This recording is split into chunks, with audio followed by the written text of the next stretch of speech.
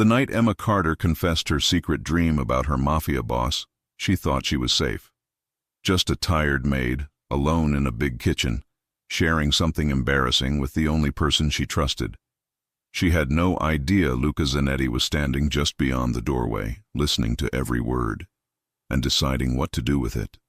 The kitchen of the Zanetti mansion was the only place that ever felt normal to Emma. The rest of the house was cold floors, heavy doors, silent hallways, and men in dark suits who rarely smiled. Cameras watched every corner outside. Expensive cars came and went. People in the neighborhood lowered their voices when they said the name Zanetti. Power, fear, control. Inside the kitchen there was light and warmth, the smell of fresh bread, the quiet hum of the refrigerator, pans cooling on the stove. It was the only room where Emma could breathe without feeling like she was being watched. That Sunday night the mansion was unusually quiet. No guests, no late meetings, no raised voices behind closed doors. The security team rotated through their shifts upstairs and outside. Most of the staff had already gone home. Only Emma and Helen Lawson had stayed to finish the preparations for the next morning. Emma stood at the long marble counter, tying the white apron around her waist. Her red and white uniform was crisp. Her dark hair was pulled into a low bun, a few strands loose around her face. In the reflection of the oven door, she looked like every movie made in every rich house story. Invisible, replaceable, forgettable. But her heart was beating too fast for someone who was just slicing fruit. Helen, almost 60, stirred a pot of oatmeal on the industrial stove. Her gray hair was pinned in a firm bun, her posture straight. The same uniform, but on her it looked like armor. In the kitchen, Helen was the boss. "You're quiet tonight," Helen said without looking back. "That's never a good sign." Emma kept cutting strawberries. The knife moved in smooth strokes, but her focus was far away. "I'm fine," she muttered. "Just tired." "You can lie to the security cameras, sweetheart," Helen replied. "Not to me." Emma pressed her lips together. Helen turned off the burner, placed the spoon aside, and turned to face her. She studied Emma for a few seconds. Clear, sharp eyes, the kind that saw what people didn't say. "You've been jumpy all day," Helen said, "since he walked down the hallway this morning." Emma almost dropped a strawberry. "Who?" Helen lifted an eyebrow. "Don't play dumb with me. The boss." "Luca Zanetti." The name alone made Emma's stomach tighten. She tried to pretend she didn't care, but her body always betrayed her. "He's my employer," she said too quickly. "That's all." Helen let out a short laugh. "Right. That's why you turn red every time he says your name." Emma set the knife down, annoyed and embarrassed. "Helen, I've worked in this house longer than he's been alive." Helen went on, moving closer to the counter. "I've seen maids come and go. I've seen girlfriends, wives, lawyers, enemies, partners. I know the look of a girl in trouble. I'm not in trouble." "You are," Helen said quietly. "You just don't know it yet." Emma sighed and pressed her hands against the cool marble. The digital clock on the microwave read 10:23 p.m. Upstairs, the lights on the main floor were mostly off. Down here, kitchen, laundry, staff rooms, it was another world. "It's stupid," Emma said at last. "It's nothing. If it was nothing, you wouldn't be shaking like that." Emma glanced at her hands. They were trembling slightly. Helen was right. She had tried to forget since the moment she woke up that morning, heart racing, face burning, sheets twisted around her legs. She had taken a cold shower, made her bed, made coffee, worked all day. But the images kept returning every time she blinked. Luca Zanetti in the library, his hand on her waist, his mouth near her ear, the weight of his body pressing her against the shelves.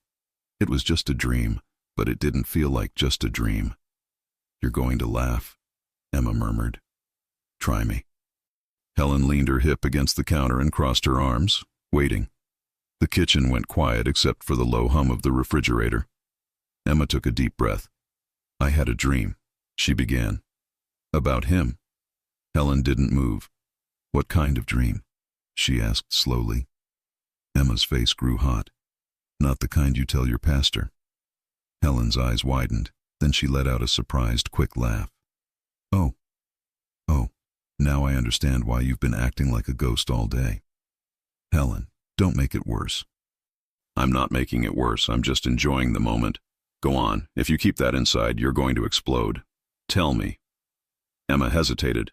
This was insane. Saying it out loud would make it real. But Helen was the only person she trusted in this house.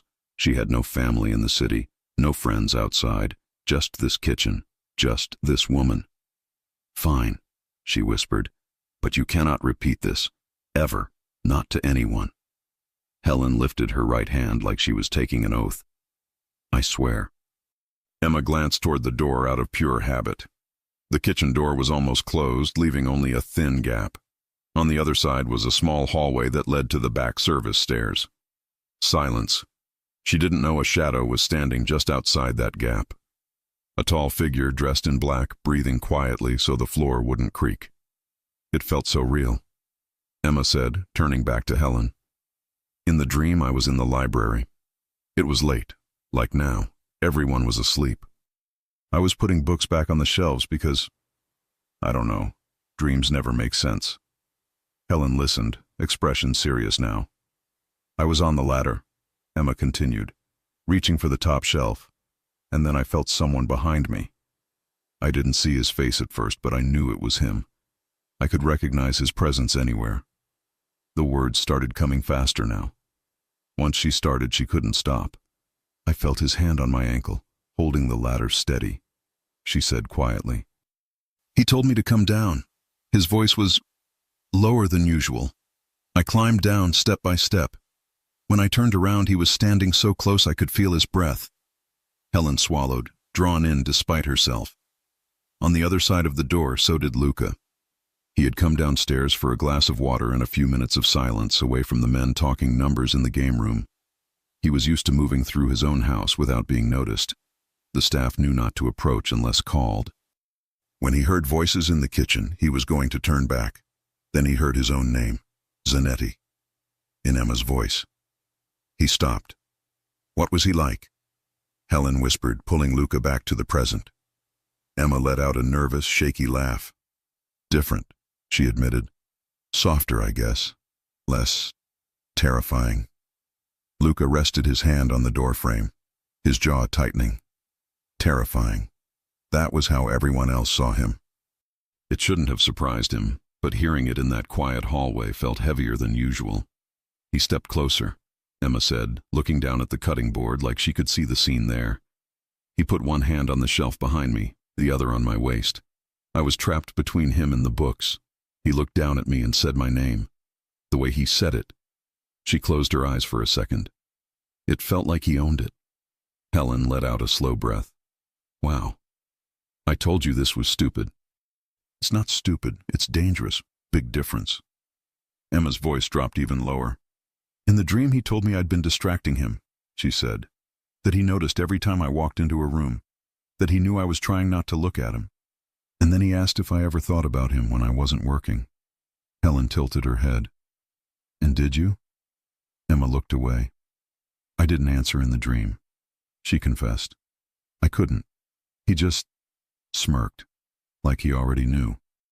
And then he said, You work for me, Emma, but tonight I want you to forget that. Helen stared at her. That is very specific, she said slowly. Dreams usually aren't that detailed. Emma gave a helpless shrug, embarrassed. It gets worse. I doubt that, Helen muttered. But go on. Emma's heart was racing. She didn't understand why she kept talking, but the words wouldn't stop. He leaned down, she whispered. His mouth was right next to my ear. He told me I'd been very good at pretending I didn't want him. Then he said... She stopped. Her face burned. You're really going to make me beg? Helen asked, half amused, half scandalized. Emma covered her face for a moment, then lowered her hands. He said, Tell me to stop, and I will. But if you don't, I'm going to kiss you until you forget every rule in this house. Helen's eyes went wide. That's not just a dream, honey. That's a whole script. I know, Emma groaned. And in the dream, I didn't tell him to stop. Silence filled the kitchen.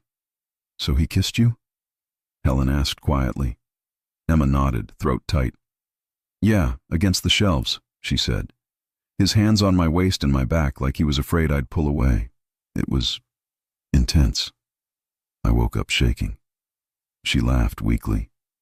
I literally checked my room to make sure he wasn't actually there. Helen laughed with her, then turned serious again. How did you feel when you woke up? Emma thought about it. She could have said ashamed, scared, confused. All of that was true, but there was something else too. Sad, she admitted, because it wasn't real. On the other side of the door, Luca felt something in his chest tighten in a way he didn't expect. He hadn't asked to hear any of that. He hadn't planned it. He could have stepped back, walked up the stairs, pretended nothing happened. That would have been the smart move. But with every sentence, every detail from her mouth, his view of her shifted.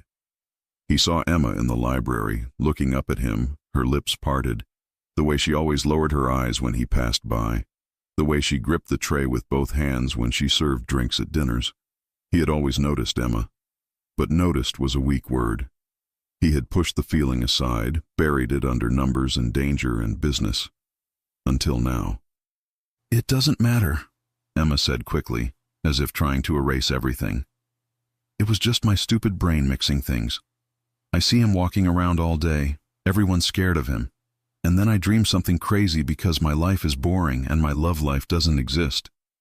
It matters if it's messing with your heart, Helen said calmly. You know what kind of man he is, Emma. Men like Luca Zanetti don't do romance. They do orders, they do threats, they do control. I know. Then promise me one thing. Emma looked up. What? That you will never ever let him know about that dream. Emma laughed, almost hysterical with relief. Are you kidding? I would rather move to Alaska and live with penguins. There are no penguins in Alaska. Exactly. That's how serious I am. Helen shook her head, but a smile tugged at her mouth. Good, she said. Because if a man like him ever found out you thought about him like that. She didn't finish the sentence. She didn't have to.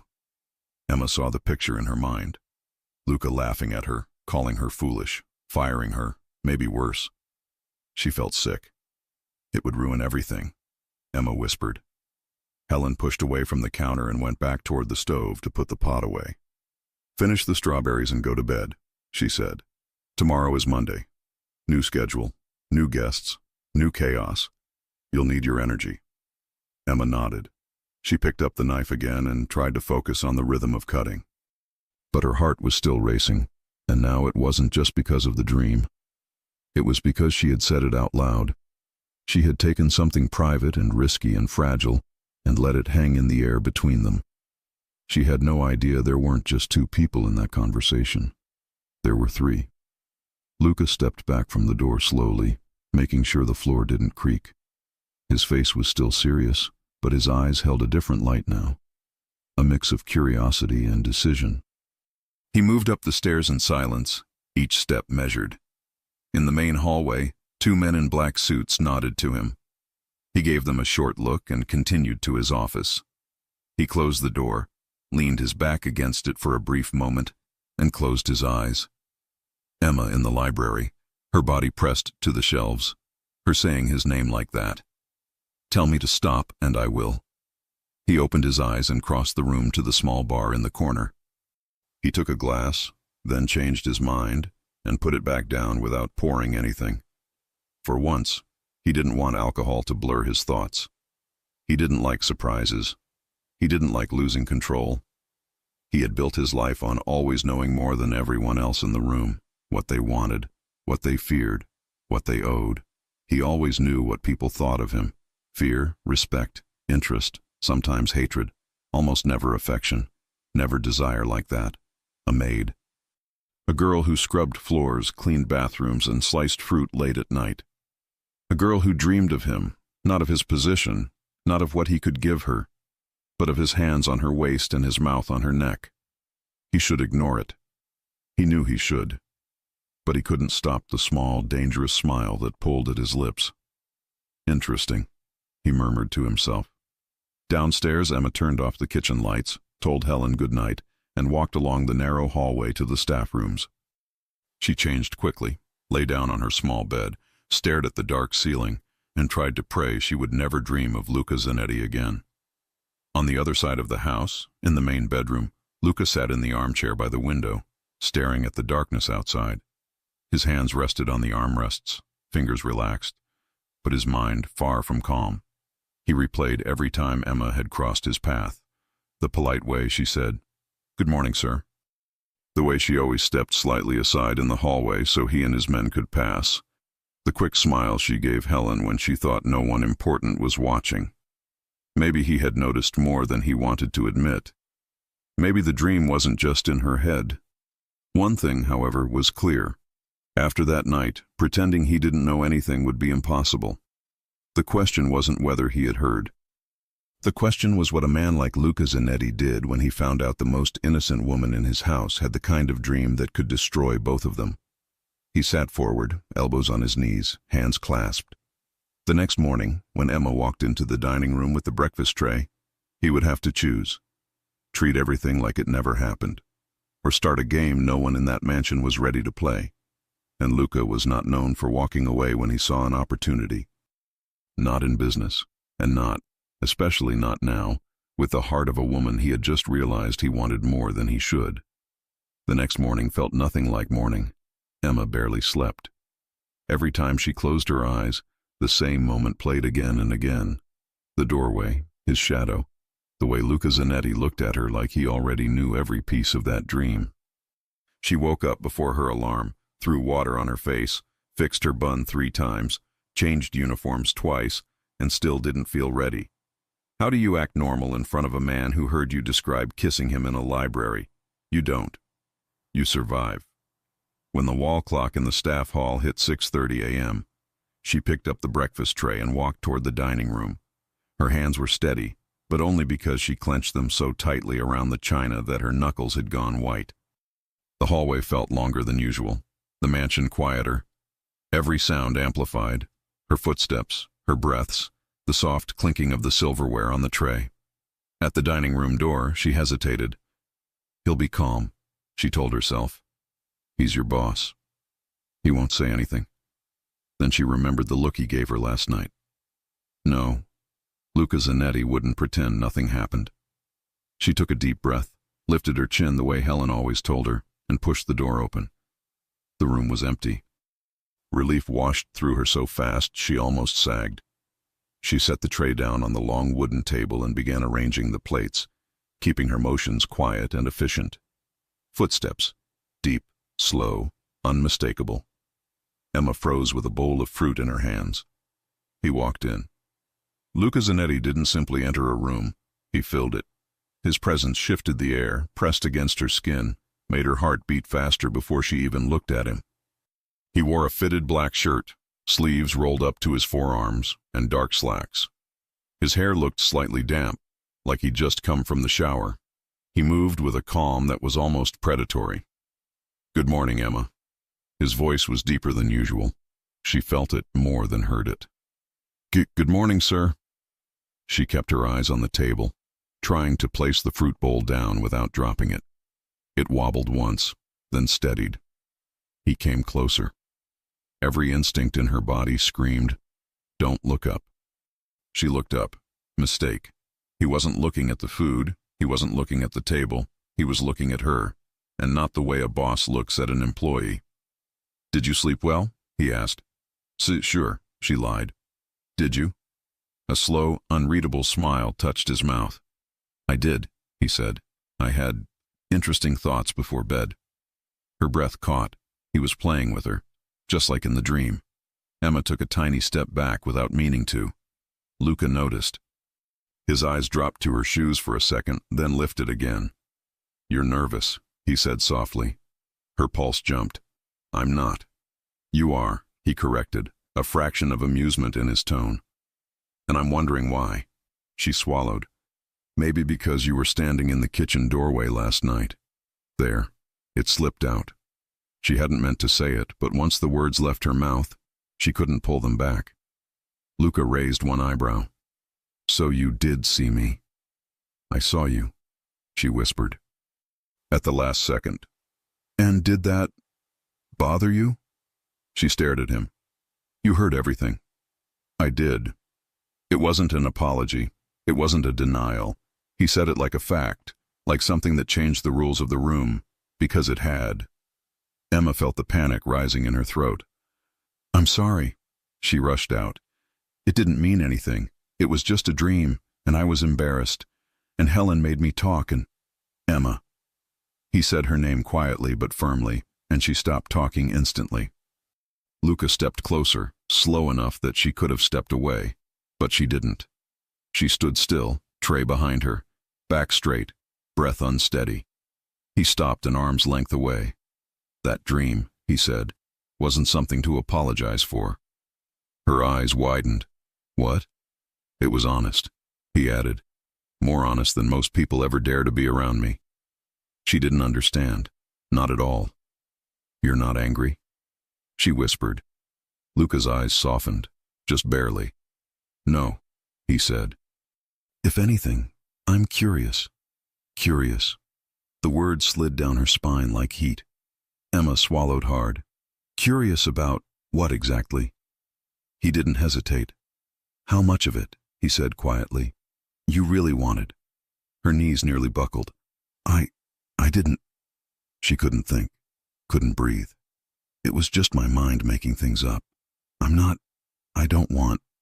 She shut her eyes. Sir, please forget it happened. Silence. When he spoke again, his voice dropped lower. Emma. She opened her eyes. You asked for honesty last night, even if you didn't mean to. Her heart pounded painfully. So here's mine, he said.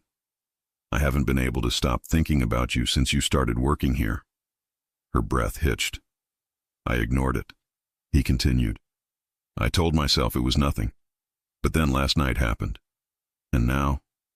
He exhaled slowly. Now I'm trying to understand what this is. Emma felt dizzy. I'm no one, she whispered. I clean your floors. I'm not part of your world.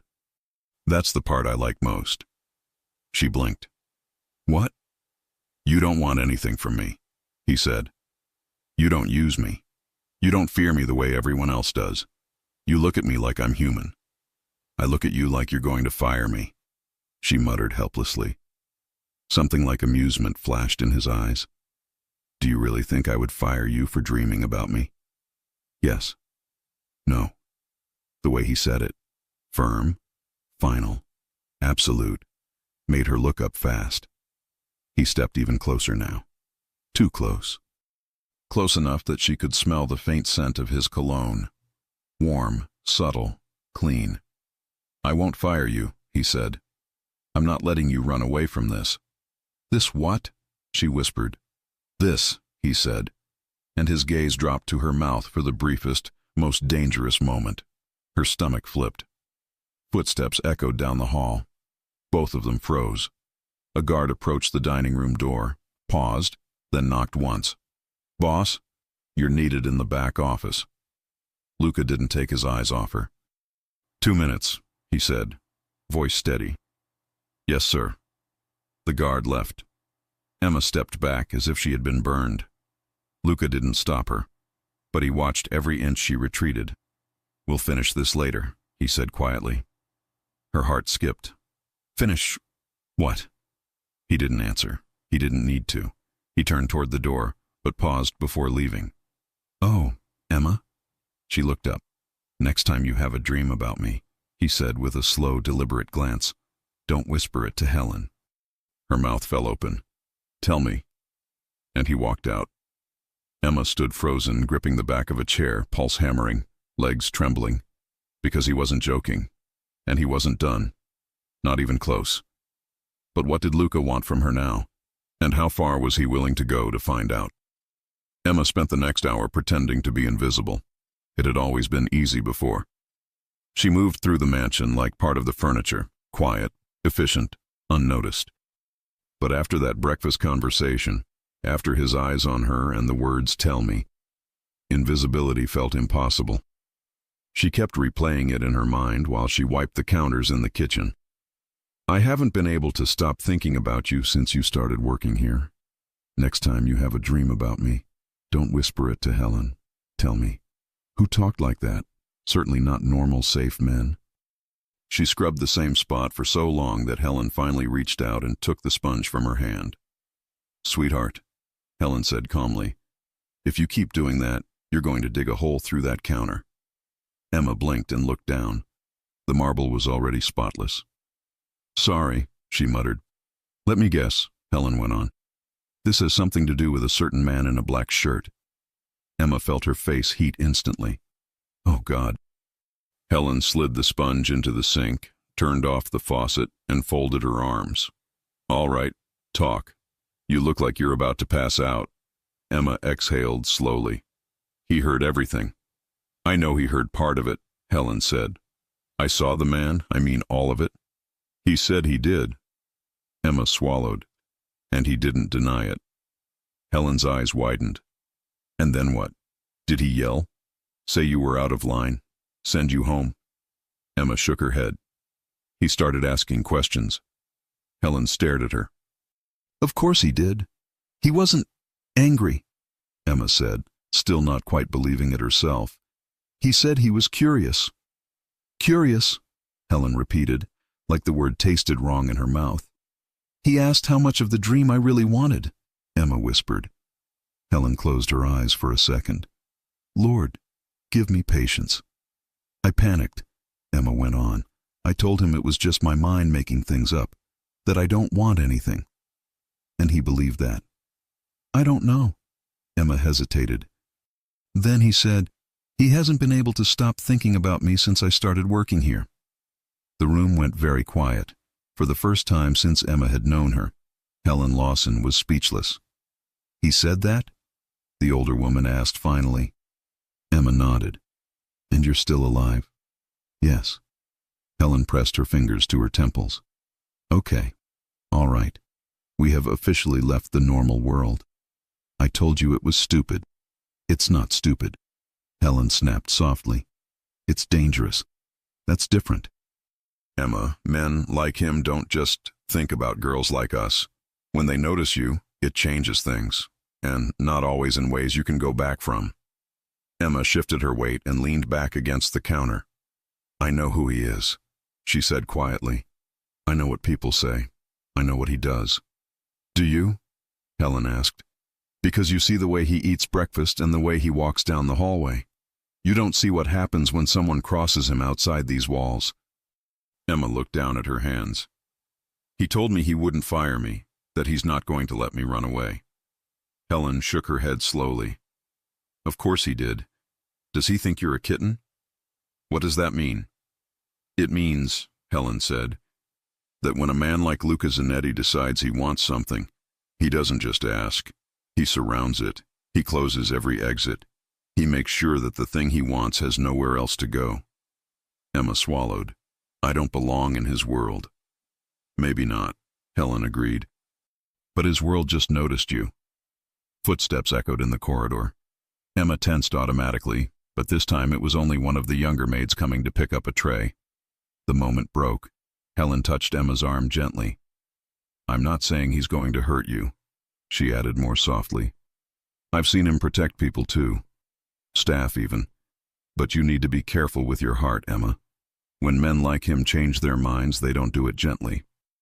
Emma nodded, even though she wasn't sure what to do with that warning. Her heart felt like it was already in his hands, whether he knew it or not.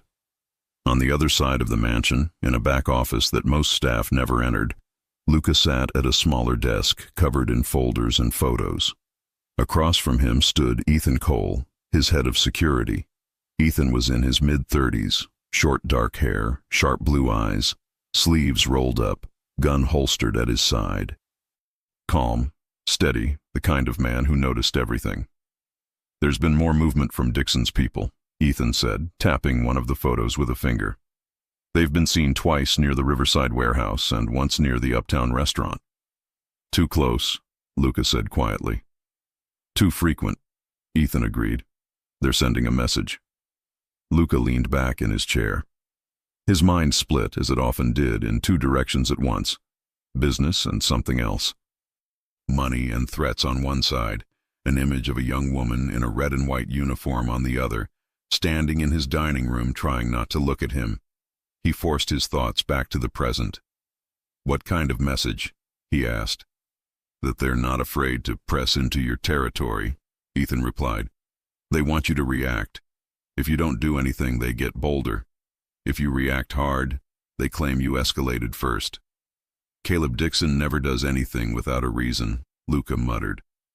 "He wants something specific." "Maybe," Ethan said.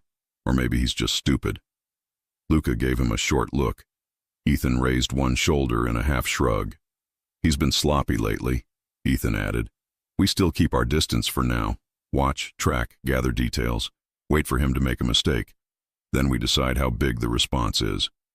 Luca nodded once. "Make sure the mansion stays locked down.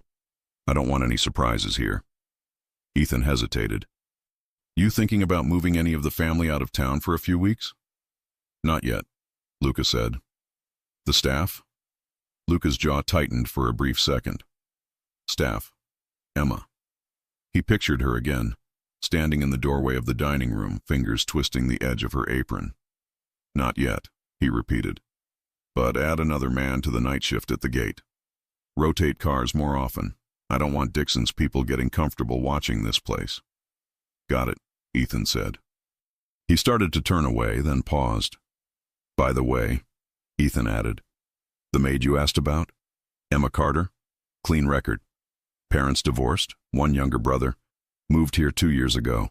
No close ties in the city. She's been here 8 months, never late, no complaints. Keeps to herself. Staff likes her." Luca didn't react outwardly. He only nodded once, as if that information was as normal and practical as a weather report. "Anything else?" he asked. "You want anything more specific on her?" Ethan tried. "Or was that just a random background check?" Luca met his eyes. "If it were random, you wouldn't be asking." Ethan smiled slightly, but didn't push.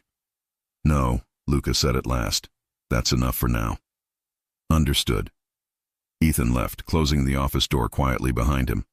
Luca sat alone for a few seconds, staring at the file on the desk with Emma's name printed on it. He shouldn't have asked Ethan to run her name. It wasn't like him to look twice at a maid, but he already had, and pretending otherwise would be a lie, even to himself. He pushed the file aside and stood. There was one place in the house he had never paid much attention to until last night: the library. Emma didn't want to be the one cleaning the library that afternoon. Normally, she liked that room. It was quiet, lined with shelves and tall windows. Dusty sometimes, forgotten for days at a time. The kind of place you could disappear into. Now it felt like walking into her own brain. The ladder, the shelves, the exact place where her dream had taken place. As she rolled the cleaning cart into the room, she whispered to herself, "It's just a room. It's just a room. It's just a room." "Talking to yourself now?" Helen's voice came from behind her. Emma turned.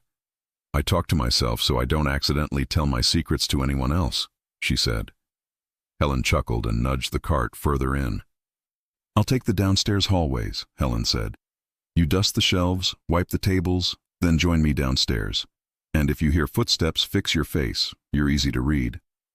"I'm not that obvious," Emma protested. Helen gave her a look. "Emma, if you were a book, you'd be large print." And she left. Emma sighed, grabbed a dust cloth, and moved toward the nearest shelf. The room was big, but not endless.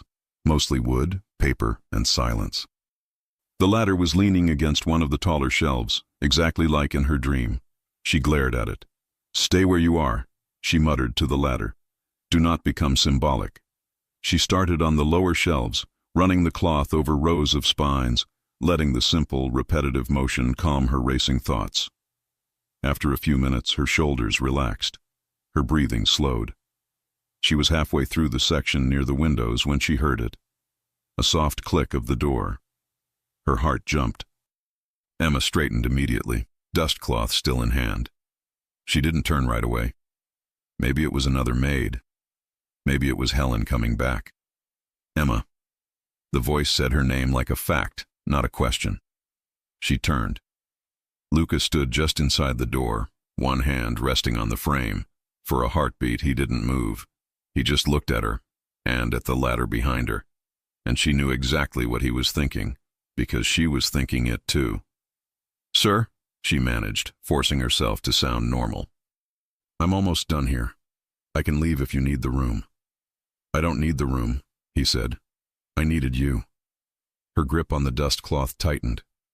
"That's not something bosses usually say to maids," she replied before she could stop herself. One corner of his mouth lifted slightly. "Most bosses aren't me." He closed the door behind him. The sound was quiet, but it echoed in her chest. He walked toward her with slow, steady steps, not rushed, not hesitant, controlled, like everything he did. Emma's feet wanted to move back, but her pride kept them in place. "If you're here to talk about the dream," she started, "I already told you. You told me you wanted me to forget," he said. "I don't plan to." Her heart hammered. "Then why are you here?" "Because last night I listened at a door," he said calmly. "This morning I surprised you at breakfast. Now I want to do something different." "Different how?" He stopped a step away from her, close enough for her to see the faint shadow of stubble along his jaw, close enough to catch the warmth in his eyes beneath all that control. "Now," he said, "I'm going to let you choose." That she hadn't expected. "Choose what?" she whispered. "Whether you walk out of this room and pretend none of this exists," he said, "or stay and admit that it does." She swallowed hard. "You're asking me to... what? Confess?" "I'm asking you to stop lying to yourself." He wasn't raising his voice, but every word landed heavy. "You think I don't see it?" he continued. "The way you freeze when I walk past? The way you avoid looking at me for more than 2 seconds, but then stare when you think I'm not watching?" Emma's cheeks burned. "That's not honesty, remember?" He cut in gently. She shut her mouth. "For months," he said, "I have pretended you're just another name on the staff list. I convinced myself it was better that way. Safer, cleaner. But last night I heard you describe something I haven't let myself think about." Her throat went dry. "The library, my hands on you, my mouth on your neck." She squeezed her eyes shut for a second. Hearing it in his voice was worse and better than the dream. "This is not..." she broke off. "You're my boss. I know exactly who I am," he said. "I also know I would never touch you without your permission." She opened her eyes. "What?" "I don't take what's not offered," he said simply. "Not in business. Not in this." She stared at him, trying to reconcile everything she'd been told about Luca Zanetti with the man standing in front of her now. "You don't seem like the type to ask," she said quietly. He held her gaze. "And you don't seem like the type to have dreams like that," he answered. "Yet here we are." Those words hung between them. He lifted one hand, slowly, as if showing her every inch of motion in case she wanted to stop him. His fingers brushed one loose strand of hair away from her cheek, tucking it gently behind her ear. Her breath caught. "That's as far as I go," he said, voice low. "Unless you tell me otherwise." Her chest rose and fell faster now. "Why me?" she whispered. "You could have anyone. Women who fit your world. Who aren't..." She glanced down at the dust cloth. "This." He followed her gaze, then looked back at her. "Because they want what I am," he said. "You just wanted to forget I exist." "I failed miserably," she muttered. He almost smiled. "I noticed." He stepped back then, just enough to give her space to breathe. "I won't push you," he said. "Not about this. But I'm not going to pretend anymore either. So when you decide what you want, don't tell Helen, don't tell the walls. Tell me." She stood there, rooted to the spot, watching him. He turned toward the door. "Sir," she called before she could stop herself. He paused, glancing back over his shoulder. "What if I decide I don't want any of this?" she asked. "What if I decide I can't handle your world?" His eyes cooled a little, not with anger, but with something like acceptance. "Then I'll still make sure you leave it in one piece," he said. "That's the only promise I can make." Her chest ached at those words. He left. The door clicked softly behind him. Emma sank down on the nearest chair, dustcloth still clutched in her hand. She had just been told, in the quietest way possible, that the most dangerous man in the city wanted her, and was willing to let her choose whether to step closer or run away. The problem was simple and brutal. She had already stepped closer, at least inside. That night, the house felt different. Security moved with sharper attention. Cars came and went with a tighter pattern. The guards' radios crackled more often. Emma couldn't put her finger on it, but she felt it. Something outside their walls was shifting, and whatever it was, it made Luca's men restless. She was stacking clean plates in the kitchen when Ethan Cole walked in.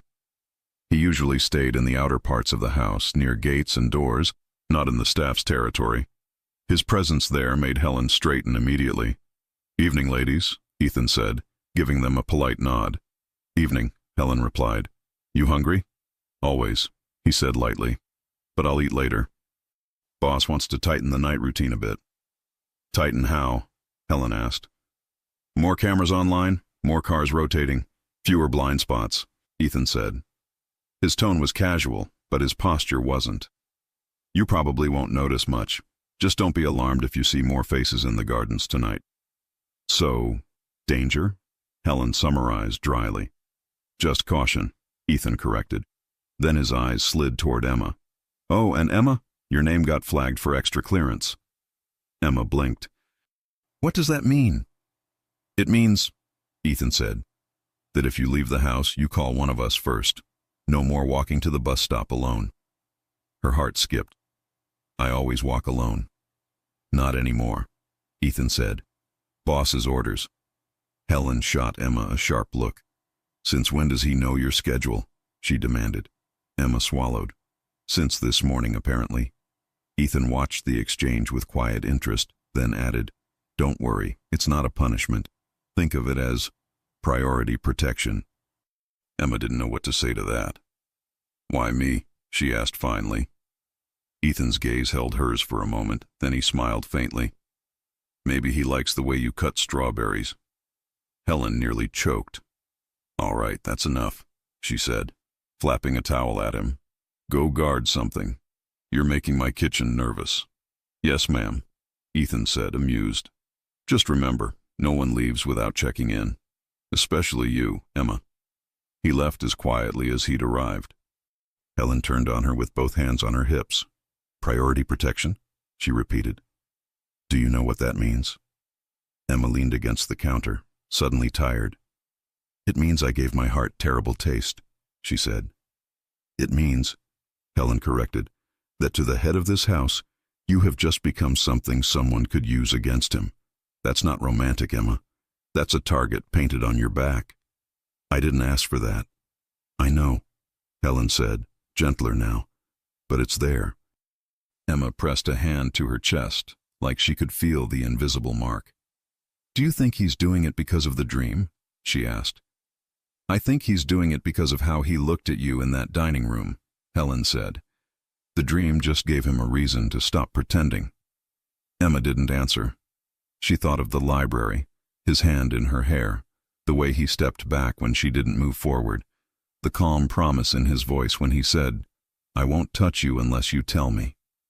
Danger and safety, mixed in a way that made no sense and too much sense at the same time. "Go to bed early," Helen said. "You'll feel better in the morning." "I doubt it," Emma replied. Still, she went. Later that evening, long after most of the staff had disappeared into their rooms, Emma lay awake staring at the ceiling in the small bedroom she shared with another maid who was off that night. The house was quiet. Too quiet. Every little sound stood out. A car engine far away, a door closing, the distant murmur of men talking in some other room she couldn't see. She turned on her side and pulled the thin blanket up to her chin. She could have left, she thought, months ago, when she first noticed the way her stomach twisted when Luca walked by. She could have asked the agency to move her to another placement. She could have run. She hadn't. And now she wasn't sure if she even wanted to. A knock on the door made her jump. 3 short taps. She sat up, heart pounding. "Emma?" Helen's voice called quietly. "You awake?" Emma opened the door. Helen stood there in her nightrobe, face serious. "The boss wants to see you," Helen said. Emma's stomach dropped. "Now?" "Now." "Did he say why?" Helen shook her head. "Just that you should come to his office, and that you don't need your apron." That last part made Emma's legs feel weak. "I can tell him I couldn't find you," Helen offered. "If you want more time." Emma thought of the library, the choice he'd given her, the protection order through Ethan, the way he told her not to run. She straightened. "No," she said quietly. "I'll go." Helen searched her face for a moment, then nodded. "Keep your head clear," she murmured, "and don't forget who you are just because of who he is." Emma tried to smile. "I'm the girl who cuts strawberries, not the one who belongs in his dreams." Helen squeezed her arm. "Tonight," she said, "we're going to find out if he agrees." Emma stepped into the hallway. The walk to his office felt completely different from every other time she'd passed that door. Back then, it had been just another part of a house that didn't really belong to her. Now it felt like a line. On one side, her old life. On the other, something she didn't have words for yet. Light spilled from under the office door. She stopped in front of it and wiped her damp palms on her uniform. Then she raised her hand and knocked. "Come in," his voice called. She opened the door. Luca was standing by the window, sleeves rolled up, tie gone, top buttons of his shirt undone. The city lights shone behind him, outlining his frame. He turned when she stepped in. For a moment, he just looked at her. No guards, no staff, no Helen. Just them. "Close the door, Emma," he said. She did. Her heart hammered so loudly she was sure he could hear it. "We need to talk," Luca said quietly. "Because after today, I can't keep pretending you're just another maid in this house." The way he said it made it very clear. Whatever happened next would change everything, for him, for her, for the line between their worlds. And Emma wasn't sure which scared her more. The idea that he might hurt her, or the idea that he might actually mean every word. Emma closed the office door quietly behind her. The sound was soft, but the moment felt enormous. The kind of moment that drew a line in the sand, before and after. Luca stood by the window, hands in his pockets, watching the city lights. He didn't turn right away, and Emma wasn't sure if that helped or made her even more nervous. She had seen him in this room many times before, usually through the corner of her eye while delivering coffee or paperwork. But she had never been called here at night. Never alone. Never like this. When he finally turned toward her, there was no impatience, no anger. Just something sharp and focused, like he had been thinking about her for hours. "Come here," he said quietly. Her heart stumbled, but her legs moved on their own. She stepped closer until she stood a few feet away from him, close enough to see the faint tension in his jaw and the shadows under his eyes. He wasn't calm the way he looked. He was holding something back. She clasped her hands in front of her. "You wanted to see me, sir." "Luca," he corrected. She froze. "I told you this morning," he went on. "I'm not pretending anymore, so you don't have to call me sir when it's just the two of us." Her stomach flipped. "Okay," she whispered.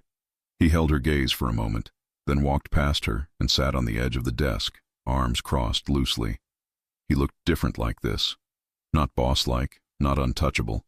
A man, not just the head of a dangerous empire. "I've had a long day," he said.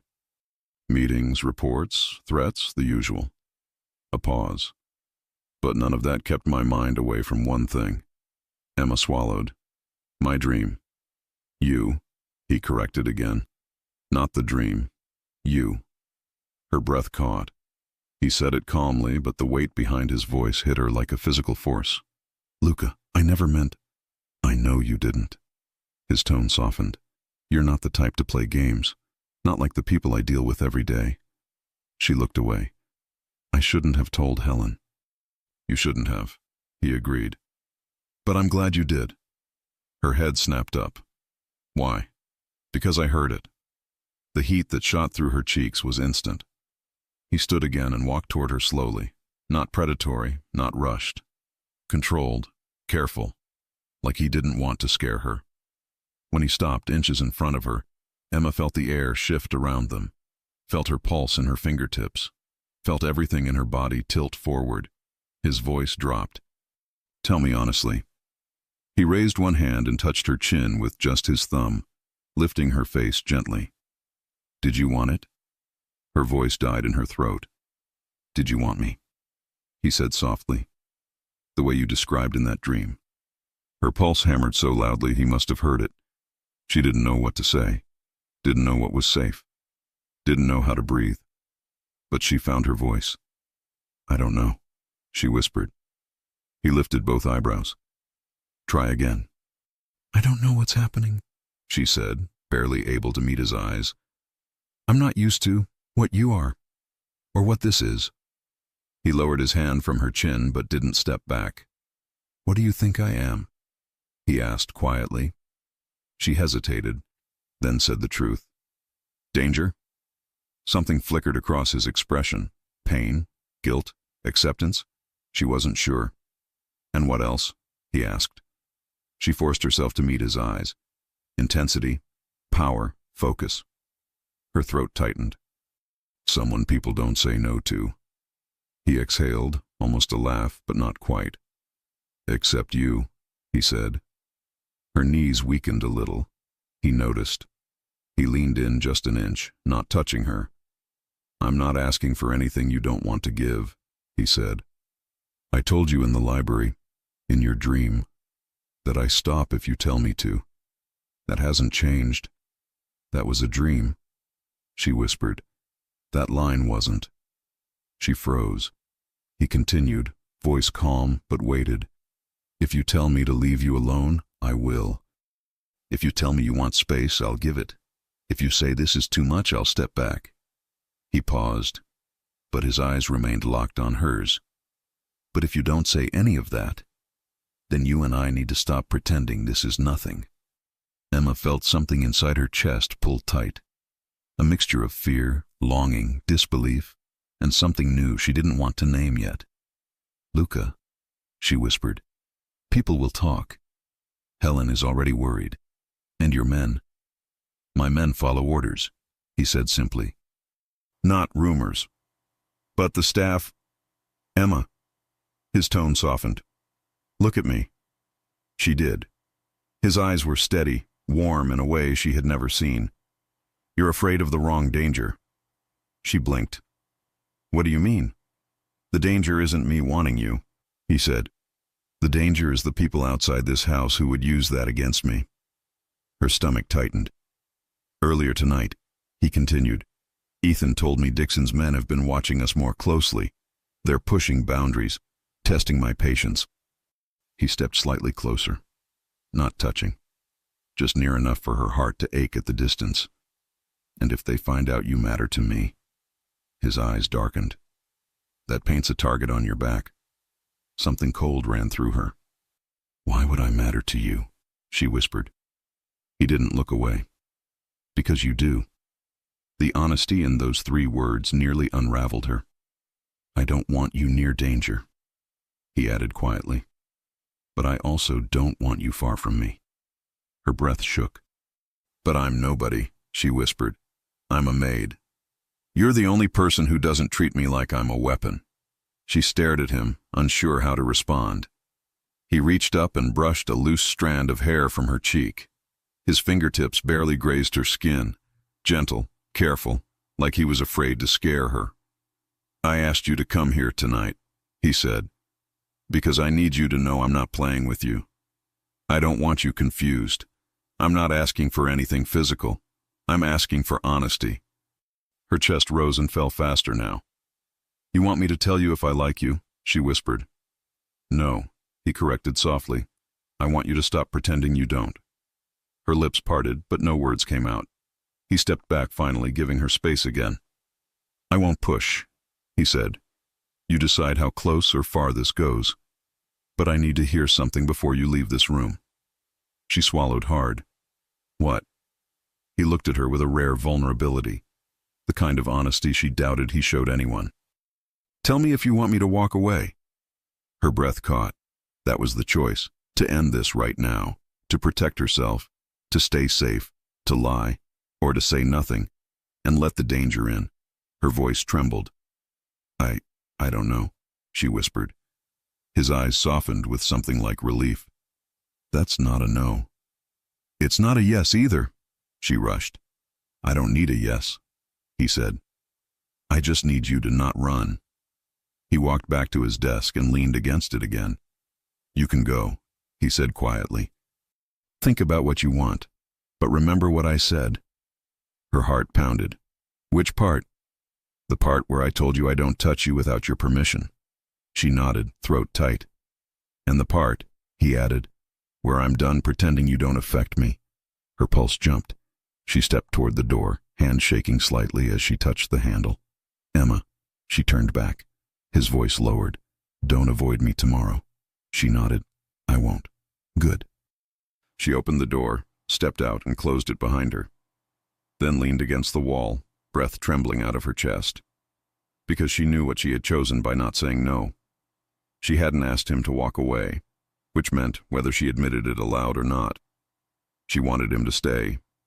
But what would happen when Luca realized that wanting her meant putting her directly in the middle of a world built on danger? The answer wasn't far, and someone outside the mansion was already watching. Emma hardly slept. Not because of fear, not because of danger, because of him. Every time she closed her eyes, she saw Luca in his office, sleeves rolled up, shirt unbuttoned just enough to make her brain short-circuit, voice calm as he asked her to stop pretending she didn't affect him. "Tell me if you want me to walk away." She hadn't told him, and that meant something. Something big. Something she was no longer sure she could hide from herself. When her alarm rang at 6 a.m., she got up instantly, washed her face, tied her hair, and put on her uniform with hands that wouldn't stop shaking. Helen watched her with suspicion from her bunk across the room. "You didn't sleep," Helen said flatly. "I slept a little." "You're lying." Emma looked at the older woman helplessly. "Everything is too much." Helen sat up. "Did he say something? Did he do something?" "No," Emma said quickly. "Actually, he said the opposite. He told me he wouldn't touch me unless I asked." Helen stared. "That is not what I expected." "Me neither." Helen rubbed her forehead. "So now what?" "I don't know," Emma whispered. "I told him I didn't want him to walk away." Helen froze. "Oh, sweetheart." "I didn't say it out loud," Emma corrected. "But I didn't tell him to leave." "That's the same thing." Emma pressed a hand to her chest. "I don't know what I'm doing." "That makes two of us," Helen muttered. Then she sighed and stood. "Come on. The day won't care about your crisis, and neither will the breakfast schedule." Breakfast felt like a battlefield.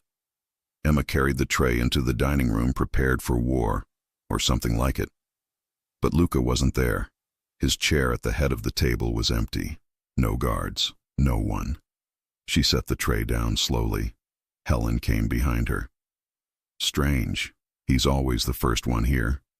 Emma bit her lip. Maybe something happened. Helen gave her a pointed look. "You don't get to worry like a wife yet." Emma almost dropped a spoon. "Helen!" "I said yet," the older woman corrected. "Stop glaring." But a knot tightened in Emma's stomach. In the back office, something had happened. Ethan Cole stood in front of Luca's desk, stiff and tense. "They tested the gate at 5:40 a.m., Ethan reported. 2 men drove up, slowed down, circled twice, then stopped long enough for the cameras to catch the plates. Luca's jaw hardened. Dixon's men? Not directly, but connected. Luca exhaled through his nose, slow and dangerous. "Did they see any staff outside?" he asked. "No," Ethan said. "Security did their job." "Good." His tone was quiet, the kind of quiet that meant something far from calm. Then Ethan hesitated. "There's more." Luca lifted his eyes. A note was left at the back fence. Luca stood so fast his chair rolled back. "What kind of note?" Ethan handed him a sealed plastic bag. Inside was a folded sheet of paper. Luca opened it. Only 6 words were written. "You can't protect everyone you want." For a moment, nothing moved. Then Luca carefully refolded the paper, set it on the desk, and said in a voice so low it chilled the air, "Find them." Ethan nodded. "Already on it. I doubled the guards outside. No one gets near the staff rooms or the kitchen exits without being cleared." Luca's expression didn't soften. It darkened. "Where's Emma?" he asked. "In the dining room," Ethan said. "I'm going." Ethan blocked him gently with a hand on his arm. Something only a man with a death wish or a long history with him would dare to do. "Luca," Ethan said carefully, "you can't storm in there looking angry. She's going to think she caused this." Luca paused. He didn't breathe for 2 seconds. Then, slowly, he stepped back. "You're right," he muttered. Ethan nodded. "Let me handle the perimeter. You keep her calm." Luca straightened his shirt, rolled his sleeves down, adjusted his expression until all the fury was buried under a mask of composure. Then he walked out of the office. Emma was setting napkins when the air shifted. She didn't have to turn around.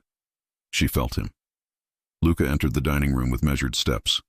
Calm, controlled, unreadable. Yet something in his presence felt sharper today, like a storm held tightly inside his chest. "Good morning," he said. Emma turned, forcing her voice to work. "Good morning, Luca." His eyes softened for a fraction of a second when she corrected herself. Helen, standing in the corner like she owned the place, squinted at him suspiciously. Luca pretended not to notice. He moved to the table, picked up the coffee cup Emma had set for him, and sat down. But instead of drinking, he watched her. Quiet, focused, too focused. Emma fidgeted with a napkin. "Is something wrong?" she asked. "No," he said. "Lie." She saw it instantly. "Luca," she pushed gently. He blinked at the sound of his name in her soft voice. "Nothing you need to worry about," he said. "Not now." Emma stepped closer before she could stop herself. "But you are worried." "It's business," he said. "Not personal." The way he said the last word made her heartbeat throb. She whispered, "Are you sure?" His jaw flexed slightly. "I'm sure," he said, but not with certainty, with control. Before she could ask more, Ethan appeared at the doorway. "Boss," Ethan said, "we need you for 5 minutes." Luca didn't look away from Emma. "Emma," he said quietly, "after breakfast, come to the library." Her breath caught. Helen dropped a spoon. "Why?" Emma asked. "Because I want to talk to you," he replied, "where you'll actually tell me the truth." And he left with Ethan. Helen turned slowly toward Emma. "Oh, sweetheart," she said, "you are in more trouble than I thought." Emma pressed a hand over her heart. "Why the library?" she whispered. Helen sighed. "Because that's where your dream happened, and the man is about as subtle as a brick." But Emma didn't make it to the library, because at 9:12 a.m., as she carried a stack of fresh linens down the hallway, something happened that punched fear straight through her. A shadow moved behind her. A door clicked. A floorboard creaked. She turned. A man she had never seen before stood at the end of the staff hallway. Not a guard, not staff, not one of Luca's men. A stranger. His clothes were dark, but not in the uniform way the guards dressed. His shoes didn't belong in a mansion, and his eyes, they were assessing her like she was a puzzle piece he had just found. He smiled slowly. "You must be Emma." Her blood went cold. Her hands tightened on the linens. I think you're in the wrong part of the house," she said, forcing calm into her voice. "Guests stay upstairs." He took one slow step toward her. "Oh, I know exactly where I am." She backed up. "Who are you?" He didn't answer. She reached for the nearest door handle, but before her fingers touched it, a voice cut through the hallway, deep, steady, cold enough to freeze the air. "Step away from her." "Luca." He appeared behind the man like he had been carved from the shadows themselves. No guards, no weapons in hand, just silent, focused rage. The stranger didn't turn. "I said," Luca repeated each word controlled, "step away from her." The man's smile faded. He took one step back, not out of fear, Emma realized, but out of calculation. "Relax," the man said lightly. "Just wanted to meet her. The girl who cuts the boss's strawberries." Emma's heart stopped. He knew. Luca's hands curled into fists. "Ethan," Luca said without looking away from the intruder. Ethan appeared so fast it felt like he materialized from thin air. "Yes, boss?" "Remove him." Ethan grabbed the stranger's arm. The man didn't fight. But as Ethan hauled him away, he spoke one last sentence. "She matters. That makes her interesting." Emma's throat closed. Luca stepped forward and took her by the shoulders, carefully but firmly enough to ground her. "Are you hurt?" he asked, voice tight. "No," she whispered. "Did he touch you?" "No." "Did he say anything else to you?" She shook her head, his jaw locked. He closed his eyes once, not out of weakness, but out of restraint, then opened them again, sharper and darker than she'd ever seen. "You're not staying in the staff wing tonight," he said. "Not anymore." "Luca." "I said no." She swallowed. "Where then?" His answer was immediate. "Where I can protect you." Her heart stumbled. "You mean?" "Yes," he said. "My floor." Her breath trembled. This wasn't about romance. Not anymore. This was danger. Real danger. And Emma understood something in that moment. Whatever was building between them wasn't just desire or tension. It was becoming a weakness the outside world had noticed. And in Luca Zanetti's world, weaknesses got exploited. Or protected. He had chosen protection. But at what cost? Emma didn't realize she was shaking until Luca's hands steadied her. Not tight, not aggressive, just firm enough to make her lungs work again. She had never seen him like that, calm on the surface, but holding back something violent and primal beneath it. A man who could end a life with a single decision, yet touched her like she was a fragile secret he wasn't sure he deserved to handle. "Emma," he said quietly, "you're coming with me." "But the staff wing isn't safe," Luca cut in. "Not tonight." "Luca, I don't want anyone thinking." "Let them think what they want," he said, his voice turning low, final. "Your safety comes first." A tremor ran down her spine. Not fear, not entirely, and that was what terrified her. Because she should have been afraid. A stranger had somehow entered the most secure mansion in the city. He'd found her. He'd spoken her name, but the only thing she could focus on right now was Luca. The way his jaw clenched. The way his chest rose too quickly. The way his eyes kept scanning her face like he had to check she was still there. As if losing her was not an option his mind could even process. "Come with me." He didn't give her time to protest. He took her hand, gently, but with a certainty that made her heartbeat scatter. Emma's fingers fit into his so naturally it felt wrong to pull away. And she didn't. He led her upstairs, past guards positioned at every corner. More guards than she had ever seen on duty indoors. Emma lowered her voice as they climbed the steps. "How did he even get in?" "He didn't get in," Luca said. "He was let in." She froze mid-step. "Meaning?" "Someone on the outside opened the service gate for him," he replied. "Someone who knows this house. Someone who knows the routines." The world tilted slightly. "Does that mean someone is watching the staff?" Luca stopped walking. His hand tightened around hers. "Yes," he said, "and that's why you're not staying downstairs." Emma swallowed hard. "But why me? Why?" "Because he asked for you," Luca interrupted. "By name." Her breath caught. "But how?" "I don't know anything." "You don't have to," he said. "Sometimes hurting someone innocent is the easiest way to shake a man like me." He said it calmly. Too calmly. Emma's heart cracked a little at the idea that someone would use her to reach him, not because she was valuable, but because she mattered to Luca. That thought alone nearly made her legs give out. Luca's private floor was nothing like the rest of the house. It wasn't grand or intimidating. It was quiet, dimly lit, personal, a place he didn't expect anyone else to enter. Ever. When he opened the door to his suite, Emma stayed frozen in the doorway. "You want me here?" she whispered. "For tonight," Luca answered. "Yes," His voice didn't carry arrogance, or seduction, or authority, just sincerity, raw and unpolished. "If this makes you uncomfortable," he added, "say one word and I'll put guards at your door instead." She shook her head. "I don't feel uncomfortable." She only felt dangerously aware of him. The room was warm.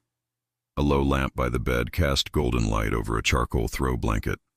The sheets were crisp, the air faintly scented with cedar and something clean and masculine. Everything about this space felt like Luca, and she was standing right in the center of it. He closed the door, slowly, softly, then leaned his back against it, watching her like he wasn't sure how close he could get without crossing a line. "You're safe here," he said. "Because you're here?" she asked before thinking. His eyes softened. "Yes," he answered, "because I'm here." Her pulse fluttered. She didn't know where to go, so she took a cautious step toward the window. Luca's voice stopped her. "Emma." She turned. He moved closer, one measured step, then another, until he stood in front of her, close enough that she could feel the warmth of his body without him touching her. "Tell me what you're thinking," he said. She hesitated. Then, "I'm scared." He lifted his hand, but not to touch her, just to bring it close enough that she had to make the choice. Her breath trembled. "I'm not scared of you," she whispered. "I'm scared of what's happening." Only then did his hand touch her cheek. Barely. Softly. "Good," Luca murmured, "because I'd rather die than be someone you fear." Something broke inside her, and something bloomed too. She leaned into his palm before she could stop herself. It was the smallest motion, but Luca's breath caught like she had just pulled the ground from under his feet. "Emma." She didn't know what he was about to say, but the knock on the door cut him off. Luca turned, instantly shifting from man to Mafia boss, sharp, controlled, lethal. "What?" he snapped. Ethan opened the door an inch. "Sorry to interrupt, but we found the point of entry." Luca moved toward him. Emma instinctively reached for his sleeve. "Be careful." He stopped, looked down at her hand on his arm. Something fierce flashed in his eyes. "I will," he said quietly, then lower. "Stay here. Don't open this door unless it's me or Ethan." Emma nodded. He stepped out. The door closed, and she was alone, but not for long. 5 minutes passed, then 10. Emma sat on the edge of the sofa, fingers twisting together, mind racing. Every sound from the hallway made her jolt. She stood, paced, sat again. She couldn't shake the memory of the intruder's eyes. "You must be Emma." Her stomach twisted. What did he want? Why her? How long had he been watching? She pressed a hand to her chest. Then she heard it. Voices in the hall. Luca's. Low, tense. Ethan's. Urgent. She stepped closer to the door, not opening it, just listening. "Left the note on purpose," Ethan said. "They want you off balance." "They got the opposite," Luca replied. "Now they have my attention." "Luca, they know about her." A pause, a dangerous pause. Then Luca's voice, quieter, darker. "I know." Emma's blood went cold. She backed away from the door. "They know about her." "Know what?" "That she worked in the house, that she served his coffee, that she swallowed, that she mattered to him." Her breathing hitched. The doorknob turned. Emma spun around as Luca re-entered the room. He shut the door and locked it. Not in a controlling way. In a protective way. "They're gone," he said. "For now." "For now?" she echoed. His expression tightened. "They won't try the same move twice, but they will try again." She sat down slowly. "So, what happens now?" Luca walked toward her and crouched in front of her, resting his hands on his knees so he was eye level. "What happens now," he said, "is that the staff wing goes under full security. And me? You stay close to me." Her heart stopped. "That's not appropriate." "I don't care," he said simply. She blinked. "I'm your employer. You're the woman someone tried to reach today." Emma's voice shook. "Because of you." "Yes," he said, and he didn't apologize for it. But you didn't do anything, she whispered. Luca exhaled hard through his nose. That doesn't matter, he said. This world doesn't work on fairness. It works on leverage. Leverage?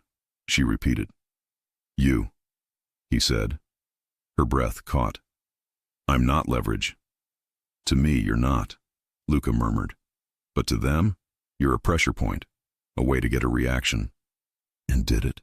She whispered. He looked at her with a truth he couldn't hide. Yes, he said softly. It did. Silence thickened between them. Not uncomfortable, not dangerous, just charged. Emma swallowed. So what do you want me to do? Stay where I can see you. That sounds like a threat. It's a request that doesn't give me much choice. Luca's jaw flexed. Emma, you always have a choice with me. She held his gaze. It wasn't entirely true. Not because he controlled her, but because her heart did. Slowly she nodded. Okay. Relief flickered across his face, so brief she wouldn't have caught it if she weren't looking directly at him. He stood, offering her his hand. Come on. You need to rest. Rest? Here? Unless you'd rather sleep terrified in a hallway downstairs, he said. She shook her head quickly. That's what I thought. He guided her toward the large sofa near the window. You take the bed, he said firmly. She stared. No, absolutely not. That's your bed. And tonight it's yours. Where will you sleep? Right here. He pointed to the armchair, where I can hear if you breathe wrong. Her cheeks warmed. That's unnecessary. That's not up to you to decide, he said softly. She opened her mouth to protest, but he stepped closer. Too close. Close enough that she felt his breath when he spoke. Emma, he said, voice low. I need to know you're safe. Her heartbeat fluttered painfully. Okay, she whispered. I'll stay here. He nodded once. A real nod. Not a boss's nod. A man's nod. He turned away, giving her space, giving himself space.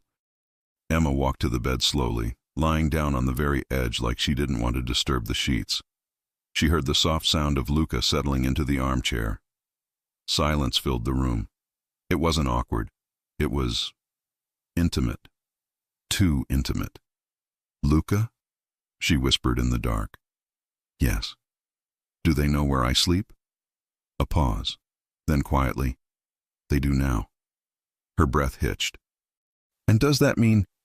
It means, he said, voice steady but laced with something she couldn't yet name, that until this is over, you don't sleep anywhere except near me. Emma closed her eyes. Her fear didn't disappear, but for the first time since the stranger appeared, she felt something stronger than fear. Protected. She drifted to sleep before she could understand how dangerous that feeling was, because outside the mansion, in the dark beyond the gates, someone else was watching. And they were done waiting. Emma woke before the sun. Not because she was rested. She wasn't. Not because the mansion was quiet. It was never truly quiet. But because something inside her sensed movement. She rolled carefully onto her side and saw Luca exactly where she'd last seen him, in the armchair across the room. But he wasn't asleep. He was watching her, his elbows resting on his knees, his hands clasped, his eyes fixed on her like she was the only person in the world who mattered. When their eyes met, a breath left his chest. You didn't sleep, Emma whispered. He shook his head. Didn't want to. Why? Because I wanted to be awake if you needed anything. Her throat tightened. She didn't know what to say, or what her heart was trying to do inside her chest. But before she could speak, a loud knock echoed down the hallway. Then another, 3 sharp hits, not on Luca's door, but close. Too close. Luca stood immediately, his whole body transforming in one breath from man to Mafia boss. Stay here, he said. Don't move. He reached for the gun hidden under the folded blanket near the armchair. Emma's stomach dropped. Gun. This wasn't a drill. This wasn't paranoia. Someone was inside the mansion again. She stood from the bed without thinking. Luca. He glanced at her, eyes sharp but softening just a fraction. I said stay. I don't want to stay alone. He hesitated, only a heartbeat, then held out his free hand. Come here. She stepped across the room and slipped her fingers into his. For a moment they stood together in silence, her breath shaking, his steady. Then, behind me, he murmured. He walked to the door, keeping her shielded from view, and opened it only an inch. Ethan stood outside, breath tight, jaw locked. We have a breach, Ethan said quietly. South wing, 2 men. They're looking for rooms with closed doors. Emma's blood froze. They're searching for her, Luca said sharply. Yes, Ethan confirmed. We intercepted one. He said she was the message. Emma's knees weakened. Luca's arm shot back instantly, grabbing her waist to steady her. That's it, he said. We end this tonight. The plan was simple, dangerously simple. Luca would confront the men inside the mansion. Ethan and the guards would close all exits. And Emma pressed her hand to his chest. I don't want you going alone. You're not coming with me. I'm not hiding in your room while you... You're not staying alone, he cut in. You're going somewhere safer. Where? He didn't answer. Instead, he grabbed his phone and made a call. Bring her, he ordered, then ended the call. Emma blinked. Bring who? The elevator doors opened. Helen stormed out like a hurricane. Are you kidding me, Luca? She snapped. You're dragging me out of my kitchen for this? Luca ignored her tone. Helen, take her to the panic room. Helen froze. You never use that room. I'm using it today. Emma shook her head instantly. No, I don't want... It's not up for debate, Luca said. Luca. He grabbed her face between both hands, gently but with a desperate intensity she had never seen in him. His voice went low, raw. Emma, listen to me. If something happens to you, I won't survive it. Her heart dropped into her stomach. You don't mean that. I do, he said. You know I do. Ethan cleared his throat. Boss? Luca kissed her forehead, fast, firm, trembling. I'll come back to you, he whispered. I swear. Then he stepped away. Emma's fingers reached out instinctively. Luca. He didn't look back. If he did, she knew he wouldn't leave. The panic room was hidden behind a false closet. Helen typed a code Emma couldn't see, and the door opened silently. Emma stared at the small room, steel walls, security screens, a single long bench. I don't want to be here, Emma whispered. Helen sighed. Sweetheart, this is where he puts the people he can't afford to lose. Emma's breath caught. He's different with you, Helen added softly. I've never seen him like this, not even once. Why me? Emma whispered, tears burning. Helen smiled sadly. Because you walked into his house and weren't afraid to be human. The door began to close. Emma's chest tightened. Please, don't let it close. Please, it will open again when he comes for you, Helen promised. And he will. The door sealed shut, and Emma was alone with her terror. Minutes passed, or hours. She couldn't tell. Voices echoed faintly through the security speakers. Footsteps, shouts, a crash, then a gunshot. Emma's knees buckled. She pressed her hand against the cold metal wall. Luca, please be okay. Another crash. Then silence. Complete suffocating silence. She gripped the edge of the bench so hard her fingers hurt, and then the code panel beeped. Emma's heart stopped. The door slid open. For a moment all she saw was smoke drifting from the hallway. Then Luca, sweat on his brow, shirt torn at the shoulder, blood on his arm, not his, she hoped, and eyes searching the room with something close to panic. When he saw her, his whole body exhaled at once. He stepped inside, grabbed her, and pulled her against him so hard she gasped. She clung to his shirt, shaking. You're okay, he whispered into her hair. You're okay. I told you I'd come back. She pulled away just enough to look at him. You're hurt. It's nothing. Luca. Emma. He cupped her face. Nothing matters except you. Her eyes filled with tears. I was so scared. I know, he whispered. I was too. She froze. You were scared? His jaw tightened. I've been shot before. I've been hunted before. But today was the first time I thought I could lose something I wasn't ready to live without. Her heart slammed against her ribs. He held her tighter. You listen to me, he said, voice gravel soft. I will protect you, even if it costs me everything I am. Her breath trembled. Why? She whispered. And that was the moment everything inside him broke open. He rested his forehead against hers. Because I'm in love with you. Emma's lungs stopped working. I tried not to be, Luca continued, voice thick. I tried to stay away. I tried to pretend it was nothing. But then a man looked at you today like you were a target, and I realized I would burn the world down before I let anyone touch you. Tears rolled down Emma's cheeks. Not fear, relief. She lifted a shaking hand and touched his jaw. I love you too, she whispered.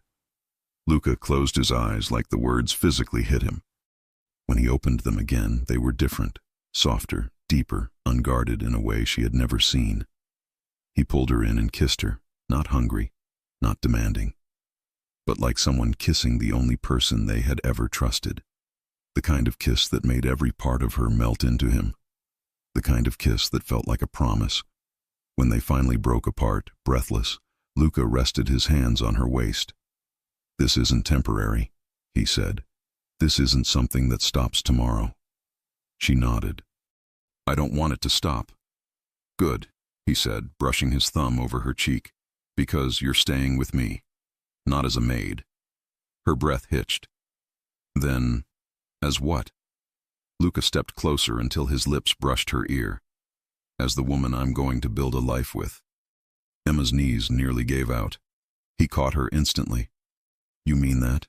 She whispered. I've never meant anything more. She smiled through her tears. He leaned in and kissed her again, deeper this time, like he'd waited years. And when he finally pulled back, he whispered, Come home with me, Emma. Not as someone I protect, but as someone I choose. She rested her forehead on his chest. I choose you too. Luca exhaled, the first truly peaceful breath she'd seen him take since she met him. He wrapped his arm around her. Then let's go, he murmured. Where? She asked. Wherever you want, as long as it's with me. They walked out of the panic room together, fingers intertwined. For the first time, Emma didn't feel like a maid in a Mafia mansion. She felt like someone loved, wanted, safe, exactly where she was meant to be. And Luca Zanetti, feared, respected, unstoppable, walked beside her not as a boss, but as the man who had finally found his weakness and his home. If you enjoy stories like this, take a moment to subscribe to the channel. That's how I'll know you truly liked it.